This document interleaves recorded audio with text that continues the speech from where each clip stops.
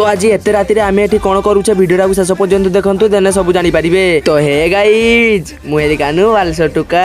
तो काल की जेहेतु 15 अगस्ट तेणु आम्भे मैंने समस्ते मिसी आम छक पाखे पताका उत्तोलन पिंडी करने लगिगलु। प्रथमे बाली आनी गोटे जगह रखिदेलु देन तापर आम पिंडी काम आरंभ हो जाइतिला। फाइनाली 1 घंटा कष्ट करिला परे आम पिंडी काम शेष हो जाइतिला। तापर आम घर को फेरिलु। देन 15 अगस्ट दिन सकाळे पिला माने पताका धरी आम छक पाखु आसी जाइतिले। देन से माने आसिला परे एमिति भाबरे राष्ट्रगीत गान करथुले कि सते लागिला कि आमे पूरा स्वाधीन हो जाइछु। किंतु ना आमे स्वाधीन होइकी मध्ये पराधीन काहेकि ना आज गुटे दिन आमे भारतीय पर निज निज मध्य गंडगोल जाति वर्ण नीति को नेकी अहंकार हौ से कथा छाड़ मु कहले कोन आम भारतीय लोक माने बदली जिवे। देन पताका उत्तोलन पर पिला मानक पई आम अनुष्ठान किछि भाई माने छोला सिजा चॉकलेट बिस्किट एंड पानी पाउजर व्यवस्था करथिले। तो गाइज आपण मानकर सेबाडे कोन कोन दिया जाइछि कमेंट रे कहबेटी। आउ हां आपण माने जदी सच्चा भारतीय हिथिबे कमेंट रे जय हिंदुस्तान निश्चय लिखिकी जिवे। तो गाइज आरो वीडियो रे झुमा दीदी पूजा दीदी गौरी दीदी एंड शुभकांत भाई कालिया भाई आउ बेबी रानी माजी फॉलो करथिले। आउ हां आपण माने भी मो वीडियो रे एमिति आसीबा को चाहुथिले फॉलो करी कमेंट करंतु। आजिरो वीडियो रे एतिकी रहिली जय हिंदुस्तान।